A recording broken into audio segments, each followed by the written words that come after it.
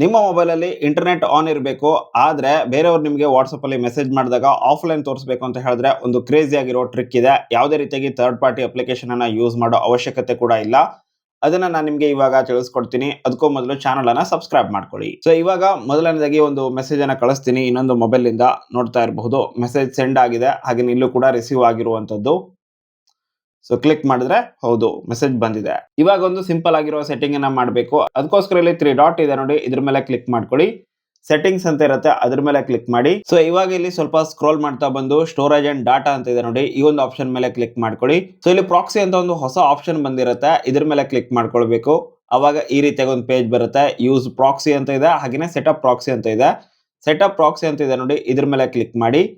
ಇಲ್ಲಿ proxy host ಅಂತ ಇರುತ್ತೆ, ಇದ್ರ ಮೇಲೆ ನೀವು ಕ್ಲಿಕ್ ಮಾಡ್ಕೊಳ್ಬೇಕು ಮತ್ತು ಇಲ್ಲಿ 1.1.1.1 ಸೊ ಈ ರೀತಿಯಾಗಿ ಟೈಪ್ ಮಾಡಿ. ಚಾಟ್ ಪೋರ್ಟ್ ಅಂತ ಇದೆ ನೋಡಿ, ಇದು ಡಿಫಾಲ್ಟ್ ಆಗಿ ಸೆಟ್ ಆಗಿರುತ್ತೆ, ಡಿಫಾಲ್ಟ್ ಆಗಿನೇ ಇರಲಿ. ಸೇವ್ ಮೇಲೆ ಕ್ಲಿಕ್ ಮಾಡ್ಕೊಳ್ಳಿ. ಹಾಗೆಯೇ ಮೀಡಿಯಾ ಪೋರ್ಟ್ ಕೂಡ ಅಷ್ಟೇ, ಇಲ್ಲೂ ಕೂಡ ಯಾವುದೇ ರೀತಿಯಾಗಿ ಚೇಂಜ್ ಮಾಡ್ಲಿಕ್ಕೆ ಹೋಗಬೇಡಿ. ರೈಟ್ ಮಾರ್ಕ್ ಮೇಲೆ ಇವಾಗ ಕ್ಲಿಕ್ ಮಾಡಿ. ಸೊ ರೈಟ್ ಮಾರ್ಕ್ ಮೇಲೆ ಒಂದ್ಸಲ ಕ್ಲಿಕ್ ಮಾಡಿದ್ರೆ ಸಾಕು. ಇವಾಗ ನೀವು ವಾಪಸ್ ಬನ್ನಿ. ಇದು ಇಲ್ಲಿ ಆಟೋಮೆಟಿಕ್ ಆಗಿ ಆಡ್ ಆಗಿರುತ್ತೆ ಮತ್ತು ಇವಾಗ ಕನೆಕ್ಟ್ ಕೂಡ ಆಗ್ತಾ ಇದೆ, ನೋಡ್ತಾ ಇರಬಹುದು. ಇದು ಅಕಸ್ಮಾತ್ ಆಗಿ ಕನೆಕ್ಟ್ ಆಗಿಲ್ಲ ಅಂತ ಹೇಳಿದ್ರೆ ಇಲ್ಲೊಂದು ಆಪ್ಷನ್ ಇದೆ ನೋಡಿ, ಇದು ಡಿಸೇಬಲ್ ಆಗಿರುತ್ತೆ. ಇದ್ರ ಮೇಲೆ ಕ್ಲಿಕ್ ಮಾಡ್ಕೊಂಡ್ರೆ ಇದು ಕನೆಕ್ಟಿಂಗ್ ಅಂತ ಬರುತ್ತೆ. ಆಮೇಲೆ ಈ ರೀತಿಯಾಗಿ ಬರುತ್ತೆ. ನೆಕ್ಸ್ಟ್ ನೀವೇನ್ ಮಾಡ್ಬೇಕು ಅಂತ ಹೇಳಿದ್ರೆ ಹೋಮ್ ಬಟನ್ ಮೇಲೆ ಕ್ಲಿಕ್ ಮಾಡಬೇಕು. ಸೊ ನೆಟ್ ಆನ್ ಇದೆ. ಇವಾಗ ಮೆಸೇಜ್ ಮಾಡ್ತೀನಿ ನೋಡಿ, ಹಾಯ್ ಅಂತ ಮೆಸೇಜ್ ಮಾಡಿದ್ದೀನಿ.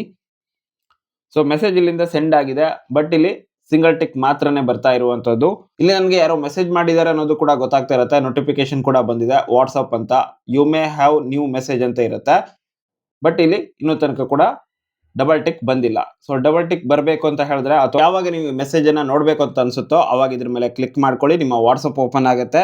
3 ಡಾಟ್ ಮೇಲೆ ಕ್ಲಿಕ್ ಮಾಡಿ, ಸೆಟ್ಟಿಂಗ್ಸ್ ಮೇಲೆ ಕ್ಲಿಕ್ ಮಾಡಿ, ಸ್ವಲ್ಪ ಸ್ಕ್ರೋಲ್ ಮಾಡ್ತಾ ಬಂದು ಇಲ್ಲಿ ಸ್ಟೋರೇಜ್ ಅಂಡ್ ಡಾಟಾ ಮೇಲೆ ಕ್ಲಿಕ್ ಮಾಡಿಕೊಂಡು ಪ್ರಾಕ್ಸಿ ಮೇಲೆ ಕ್ಲಿಕ್ ಮಾಡಿ ಇದನ್ನ ಡಿಸೇಬಲ್ ಮಾಡ್ಕೊಂಡ್ರೆ ಆಯ್ತು. ಸೊ ಇವಾಗ ಆ ಮೆಸೇಜ್ ಏನಿದೆ ಅದನ್ನ ನೀವು ಇಲ್ಲಿ ಓದಬಹುದಾಗಿದೆ. ಇದನ್ನ ಇನ್ನೊಂದು ರೀತಿ ಕೂಡ ಮಾಡ್ತಾರೆ. ವಾಟ್ಸಪ್ ಮೇಲೆ ಡಿಪ್ರೆಸ್ ಮಾಡಿ, ಇಲ್ಲಿ ಆಪ್ ಇನ್ಫೋ ಮೇಲೆ ಕ್ಲಿಕ್ ಮಾಡಿ, ಡಾಟಾ ಯೂಸೇಜ್ ಅಂತ ಇರುತ್ತೆ, ಇದ್ರ ಮೇಲೆ ಕ್ಲಿಕ್ ಮಾಡಿ ಬ್ಯಾಕ್ ಗ್ರೌಂಡ್ ಡಾಟಾನ ಆಫ್ ಮಾಡ್ಕೊಳ್ಬೇಕು ಮತ್ತು ಡಿಸೇಬಲ್ ವೈಫೈ ಮತ್ತು ಡಿಸೇಬಲ್ ಮೊಬೈಲ್ ಡಾಟಾ ಇವೆರಡನ್ನ ಆನ್ ಮಾಡ್ಕೊಳ್ಬೇಕು.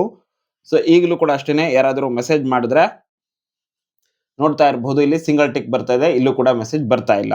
ಇದರಲ್ಲಿ ಒಂದೇ ಒಂದು ಡಿಸ್ಅಡ್ವಾಂಟೇಜ್ ಏನಪ್ಪಾ ಅಂತಂದ್ರೆ ಇಲ್ಲಿ ವಾಟ್ಸ್ಆಪ್ ಮೆಸೇಜ್ ಬಂದಿದ್ರು ಕೂಡ ಅಥವಾ ಯಾರಾದರೂ ವಾಟ್ಸ್ಆಪ್ ಮೆಸೇಜ್ ಅನ್ನ ಕಳಿಸಿದ್ರು ಕೂಡ ನೋಟಿಫಿಕೇಶನ್ ಅಲ್ಲಿ ಯಾವುದೇ ರೀತಿಯಾಗಿ ನೋಟಿಫಿಕೇಶನ್ ಬಂದಿರೋದಿಲ್ಲ. ಸೊ ಇದೊಂದು ಡಿಸ್ಅಡ್ವಾಂಟೇಜ್ ಇದೆ ಇದರಲ್ಲಿ. ಹಾಗೆ ಇದನ್ನ ಡಿಸೇಬಲ್ ಮಾಡೋದಕ್ಕೋಸ್ಕರ ಮತ್ತೆ ಇಲ್ಲಿ ಆಪ್ ಇನ್ಫೋ ಮೇಲೆ ಕ್ಲಿಕ್ ಮಾಡಿಕೊಂಡು ಡಾಟಾ ಯೂಸೇಜ್ ಮೇಲೆ ಕ್ಲಿಕ್ ಮಾಡಿ ಬ್ಯಾಕ್ ಗ್ರೌಂಡ್ ಡಾಟಾನ ಆನ್ ಮಾಡಬೇಕಾಗಿರುತ್ತೆ.